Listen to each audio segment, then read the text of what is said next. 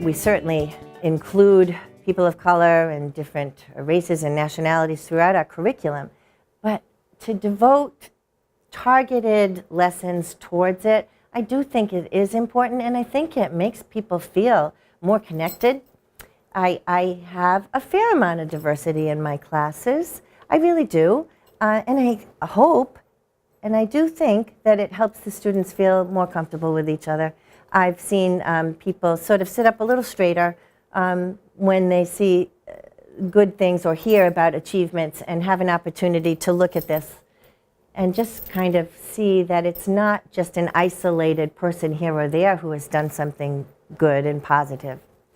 In terms of the movie that I like to show during the month of February, we watch it about 20 minutes every other day. But it is based on a true story of Vivian Thomas, who in Depression-era Nashville, Tennessee, 1930, lost his job, lost all his savings, of course, when the Depression hit. And he wanted to be a doctor, though. He always wanted to be a doctor. And he ends up getting a position with Dr. Alfred Blaylock.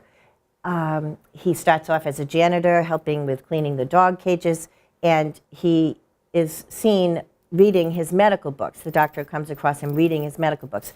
Long story short, he becomes his lab assistant, and he goes with him all the way when he moves several years later during World War II to Baltimore, to Johns Hopkins Hospital, and together they are oblivious to some of the social norms and the prejudicial treatment of people of color, and they have a good relationship, but yet there's tension there too. It's not all rosy by any means, but together, they embark upon research for the blue baby syndrome. I am not a scientist, I can't think of what the medical term is, but the blue baby syndrome, which essentially is really the beginnings of open heart surgery.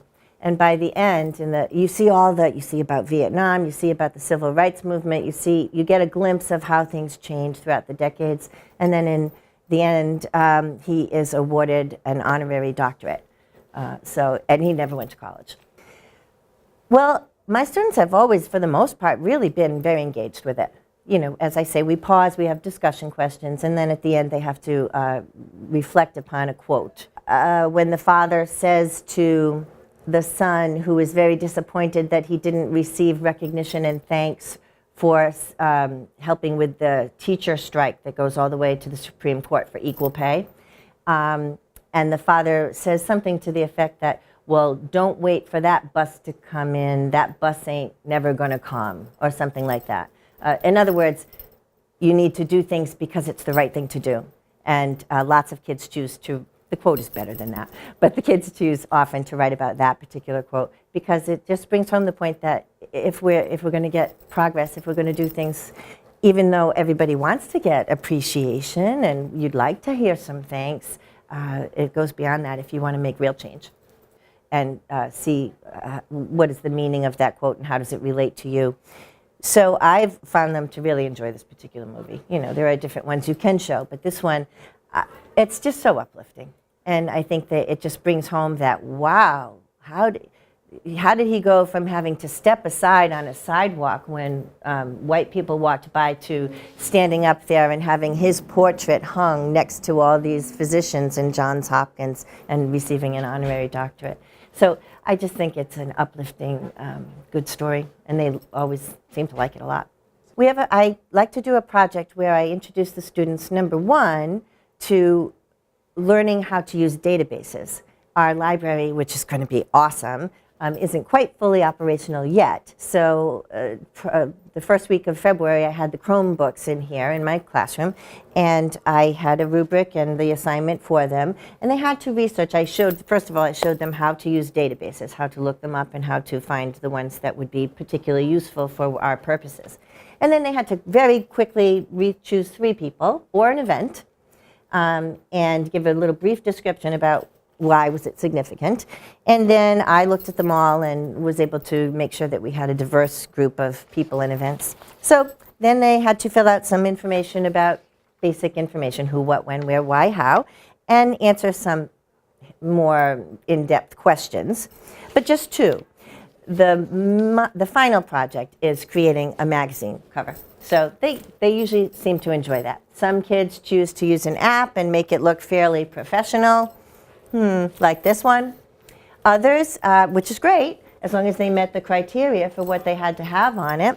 And then others, very artistic, created on their own. Or then we have some that are sort of a combination of the two, where they sort of cut and paste a little bit, But the point is, what's going to be fun about this is at the end of the month, after we have completed all our daily Black History facts and the magazine cover and the movie, I create a scavenger hunt, kind of a quiz. And so they can work with a partner and they get to go around the room. So the kids will have their, as I say, their binders with them from the daily facts, and they will have questions that will have them go around and really pay attention and learn about the people that have been researched. It's usually pretty fun. And I have to acknowledge, especially the topic of slavery, and that's why I do this, because I don't want it to, Black History Month isn't just about talking about slavery. There's so much more. And so again, when they choose their people who they're going to do, I certainly encourage them to do Thurgood Marshall, and certainly Rosa Parks and Martin Luther King, of course. But I also want them to go for I'm drawing a blank on her name right now, but one of the women who was so involved in NASA. I want to, the astronauts, yes, entertainers and sports players too, but lots of wonderful professions and accomplishments. So again, to me, it's an opportunity to make sure that message is out there. And it may not be specifically in my 8th grade curriculum, so I have a little leeway here. But I feel like this is part of civics, and it leads very nicely into a discussion of civics. Yeah. And another thing is, if you don't mind, the upperclassmen too, with the door project that Ms. Williams and Ms. McIsaac started, there was some interaction between the 8th graders and some of the upperclassmen that were assisting with the doors, and that was great too.